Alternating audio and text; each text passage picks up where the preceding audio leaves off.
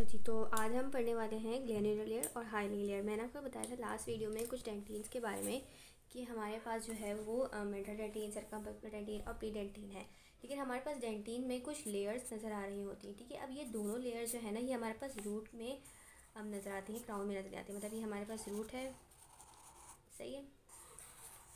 तो ये हमारे पास, अब मैंने आपको अपनी फर्स्ट वीडियो याद करें जब मैंने आपको हार्ड एंड सॉफ्ट टिश्यूज़ पढ़ाया था, तो मैंने आपको क्या बताया था कि रूट को बाहर से हमारे पास कौन कवर करता है, सीमेंटम कवर करता है, ठीक है।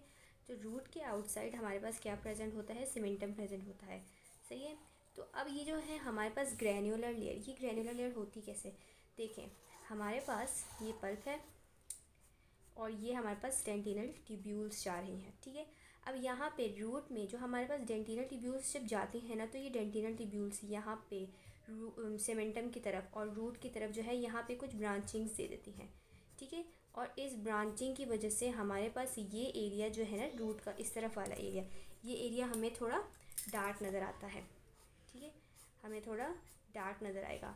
तो ये एरिया जब हमें डार्क नज़र आएगा तो ये एक लेयर की फॉर्म में होगा और इस लेयर को हम कहेंगे ग्रैन्युलर लेयर, ठीक है। समझ आ गई। हमारे पास रूट में जहाँ पे ट्यूब्यूल्स बिल्कुल एंड में हमारे पास पेरिफेरी में ब्रांच आउट हो जाती हैं और ये अपीयरेंस किसकी देती हैं, ट्री की तरह दे रही होती है अपीयरेंस। आपके बर्कोविट्स में एक वर्ड यूज़ हुआ है ट्री टॉप, तो ये हमारे पास ट्री के अपीयरेंस दे रही होती है और जिसकी वजह से ये एक पूरी लेयर जो है, एक पूरी हमारे पास डार्कर अपीयरेंस नज़र आता है। तो इस लेयर को इस तरह भी नजर आएगा, इस लेयर को हम कहते हैं ग्रैन्युलर लेयर, सही है। अब हाइलीन लेयर पे आ जाते हैं कि हाइलीन लेयर हमारे पास होती क्या है। देखिए, ये है हमारे पास ग्रैन्युलर लेयर और ये है हमारे पास सीमेंटम। अब ऐसा समझा जाता है कि हमारे पास ग्रैन्युलर लेयर और हाइलीन लेयर के बीच में हमारे पास जब डेवलपमेंट के दौरान कुछ मैट्रिक्स होता है, तो ये मैट्रिक्स जो है हमारे पास एक लेयर फॉर्म कर लेता है, ठीक है। तो इस लेयर को हम क्या कहते हैं, इस लेयर को हम कहते हैं हाइलीन लेयर, ठीक है। और इस लेयर में हमारे पास कोई ट्यूब्यूल्स नहीं होती, कोई ब्रांचिंग नहीं होती, क्योंकि ट्यूब्यूल्स हमारे पास ग्रैन्युलर लेयर तक ख़त्म हो जाती है। तो इस हाइलीन लेयर में हमारे पास जो है कोई ट्यूब्यूल्स और कोई ब्रांचिंग नहीं होती, एक स्ट्रक्चर लेस लेयर होती है और ये आउटसाइड किस में प्रेजेंट होती है, ग्रैन्युलर लेयर के आउटसाइड प्रेजेंट होती है और सीमेंटम के इनसाइड प्रेजेंट होती है। तो इसको ये भी समझा जाता है कि हाइलीन लेयर जो है ये एज अ अटैचमेंट हमारे पास काम करती है सीमेंटम और मतलब डेंटिन के बीच में हमारे पास इन दोनों को अटैच करने का काम करती है। तो बस ये तो हमारे पास छोटा सा टॉपिक था, ग्रैन्युलर लेयर और हाइलीन लेयर। अब हम अपने मेन टॉपिक पे आ जाते हैं, जो है हमारे पास टाइप्स ऑफ डेंटिन, ठीक है। हमारे पास कितने टाइप्स के डेंटिन होते हैं, बेसिकली हमारे पास यहाँ पे 3 टाइप्स के डेंटिन होते हैं। पहले हमारे पास होता है प्राइमरी डेंटिन, देन हमारे पास secondary dentin and then we have the tertiary dentin.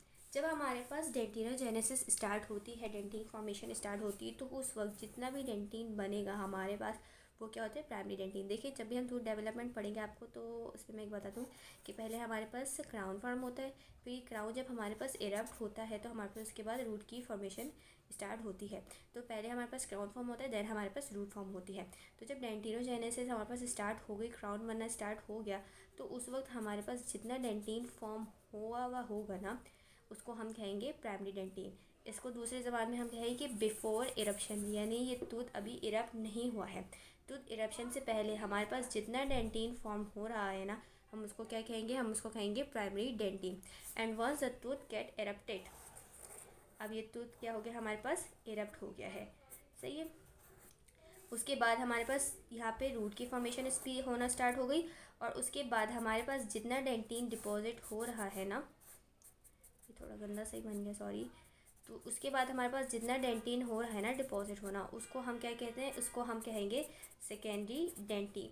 यानी आफ्टर इरप्शन के बाद जब डेंटिन बनेगा उसको हम कहेंगे सेकेंडरी डेंटिन, और बिफोर इरप्शन हमारे पास जो डेंटिन बनेगा उसको हम कहेंगे प्राइमरी डेंटिन। और ये जो सेकेंडरी डेंटिन है ये हमारे पास थ्रू आउट लाइफ जो है बनता रहता है। इसलिए इस डेंटिन की डिपोजिशन की वजह से जो हमारे पास ट्यूब्यूल हैं वो हमारे पास नैरो होती जाती है, क्योंकि उसके सराउंडिंग में डेंटिन डिपॉजिट होता रहता है। तो सेकेंडरी डेंटिन जो है वो हमारे पास थ्रू आउट लाइफ बनता रहता है।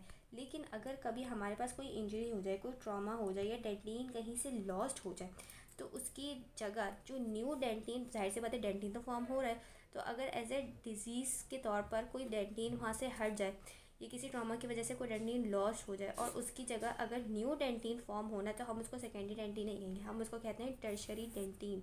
ठीक है, इसलिए इस टर्शरी डेंटिन का दूसरा नाम भी है रेपरेटिव डेंटिन। सही है, इसलिए हम इस टर्शरी डेंटिन को रेपरेटिव डेंटिन भी कहते हैं, क्योंकि ये यहाँ पे आके इसने रिपेयर कर दिया। एक तीसरी टाइप डेंटिन के आ गई जिसको हम रेपरेटिव और टर्शरी डेंटिन कहते हैं। तो ये 3 टाइप्स के हमारे पास डेंटिन होता है और ये हमारे पास कभी भी हो सकता है। इसमें इसी कोई नहीं बिफोर इरप्शन या आफ्टर इरप्शन होगा। साइड सी बात है, जब भी ट्रॉमा होगा, डेंटिन लॉस होगा, डेंटिन डिस्टर्ब होगा, डेंटिन में कोई इंजरी हो जाएगी, तो हमारे पास नया डेंटिन बनेगा। तो इसलिए हम इसको कहते हैं टर्शरी डेंटिन।